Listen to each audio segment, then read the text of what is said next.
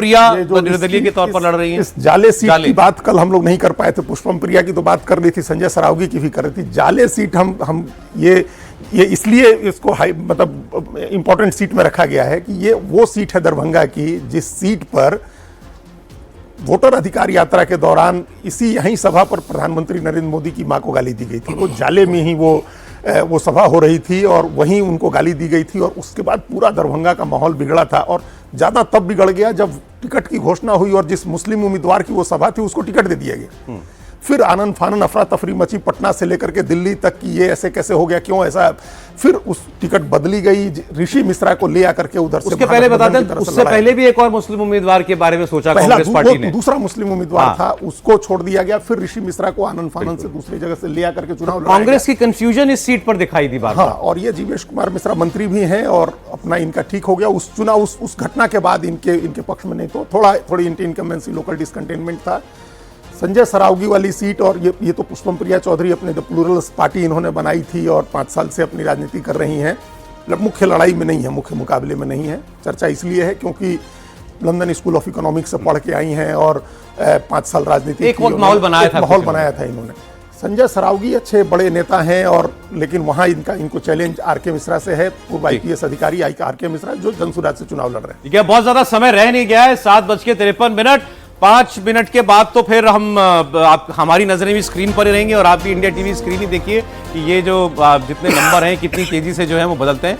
एक आध सीट की बात हम लोग अवध बिहारी चौधरी की बात आपने बता दी, रघुनाथपुर की बात ओसामा साहब की हो गई, छपरा में खेसारी लाल यादव भोजपुरी के स्टार हैं और आरजेडी के तरफ से ये पहले और एकमात्र स्टार आए हैं चुनाव लड़ने। बाकी सब भारतीय जनता पार्टी। कल आपने बताया था कि इतना आसान नहीं है इनका। नहीं, बहुत मुश्किल है। हालांकि पहले बहुत आसान दिख रहा था क्योंकि बीजेपी से एक बागी होकर के एक लेडी चुनाव लड़ गई, वैश्य समाज की हैं। ऐसा लग रहा था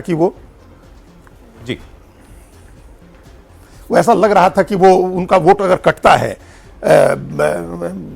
वैश्य समाज का वोट जाता है उनके साथ, तो इनके लिए अच्छा हो जाएगा। बेबी कुमारी उस तरह से नहीं लड़ पाएंगी, उनका वैश्य का वोट कट जाएगा एक बागी उम्मीदवार की वजह से। लेकिन बाद में अंत तक आते आते जैसा हमने कहा कि कंसोलिडेशन ऐसा हुआ कि यादव मुस्लिम वर्सेज अन्य होता गया और उसका फायदा हो सकता है कि उनको मिल जाए बीजेपी कैंडिडेट को और इनके लिए मुश्किल हो जाए। ये मांझी वाले रणधीर सिंह प्रभुनाथ सिंह के बेटे हैं। प्रभुनाथ सिंह के बेटे हैं जो अभी जेल में बंद हैं मर्डर केस में। बाहुबली प्रभुनाथ सिंह। अच्छा, इनके बेटे। तो देखिए 7:54। मीनाक्षी, बहुत ज्यादा वक्त नहीं है, 55 मिनट हो गया हमारे कहते। अब देखिए इस बार सवाल एक ये है कि तस्वीर कितने बजे तक साफ होती है। अक्सर लोग पूछते हैं कि 11 बजे तक बता देंगे आप, 12 बजे तक बता देंगे आप। हम कहते हैं हमें नहीं बताना होता, ये तो चुनाव आयोग बताता है कितनी जल्दी। जो अभी आपने स्क्रीन पर दिखाया ना, इससे अंदाजा लगता है कि जब नतीजे आएंगे तब किस तरह से हम लोगों को एक एक सीट के बारे में बता पाएंगे। ये बड़ा अच्छा एनालिसिस इससे करने को मिलेगा। जी, इसके अलावा हमारी स्क्रीन देख करके गठबंधनों की अलग नंबर्स दिखाई देंगे आपको। एक ग्लांस में आप पता चल जाएगा महागठबंधन या एनडीए के कितने हैं। अगर आपको अलग अलग पार्टी की स्थिति जाननी है तो उसमें भी बीजेपी, जेडीयू, आरजेडी, एलजेपी उनके कैंडिडेट कितने जीत गए, आगे चल रहे हैं, वो पता लगेगा। अलग अलग क्षेत्रों का आपको पता लगेगा, मगध में क्या हो रहा है, मिथिलांचल में, सीमांचल में क्या हो रहा है। अलग अलग लोकसभा सीट के हिसाब से भी हमने डिवीजन दिया है कि एक लोकसभा कॉन्स्टिट्यूंसी में 6 सीटें अगर हैं तो वहां पर क्या चीज। जो ग्राफिक इस समय आ रहे हैं इससे उन सीटों का अंदाजा लगेगा। जी बिल्कुल। एक सवाल इससे पहले कि फिर रुझान आने शुरू हो जाएंगे, फिर मौका इतने सवालों का शायद ना मिल पाए। रजत जी, इस चुनाव में क्या आपको लगता है कि वो जंगल राज की बात अभी भी मतदाताओं के जहन में रही होगी? बिल्कुल बिल्कुल रही। देखिए, परिवार में लोग रहते हैं, हमारे यहाँ लोग इंडिविजुअल्स नहीं होते हैं।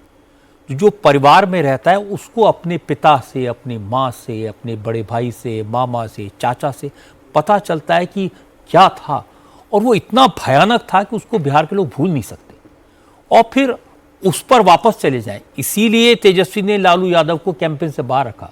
उनके पिता हैं, उन्होंने सब कुछ उनको बनाया है, पार्टी लालू के नाम से चलती है, लेकिन पूरे कैंपेन में उनका चेहरा पीछे रखा। क्यों? तेजस्वी यादव इस बात को समझते हैं कि लोगों के मन में जंगल राज का खौफ आज भी बाकी है, लोग कभी नहीं चाहेंगे वापस लौट आए। अभी यहाँ एमपी की बात आप जब कर रहे थे कि 2018 में बीजेपी हार गई, जंगल राज की जब बात आती है, प्रदीप जी जल्दी से एक क्विक कमेंट। उसमें लोग कहते हैं कि 2 बार ये जो एक सवा साल में आरजेडी पावर में आई नीतीश कुमार के साथ, वो उससे शायद वो मेमोरी रिवाइव भी हुई। नहीं, असल में आरजेडी के आने से ज़्यादा आरजेडी का जो वोट बैंक है वो रिवाइव करता है उस मेमोरी को। गांव में जहां यादव बहुल गांव है या मुस्लिम बहुल गांव हैं, वहां उनका जो वर्चस्व होता है, दबंगई होती है, वो लोगों को याद दिलाता है। दूसरा जो रजत जी बात कह रहे हैं, परिवार में जिस लोग कहते हैं कि नई जनरेशन ने तो देखा नहीं, लेकिन नई जनरेशन को पता है कि हमारे परिवार ने क्या भुगता, किस वजह से आज हम इस हालत में हैं, तो उसकी वजह कौन था और किस वजह से इस हालत में हम हैं। जो लोग छोड़कर चले गए बिहार, उनके परिवार को, लोगों को मालूम है किन परिस्थितियों में छोड़ना पड़ा।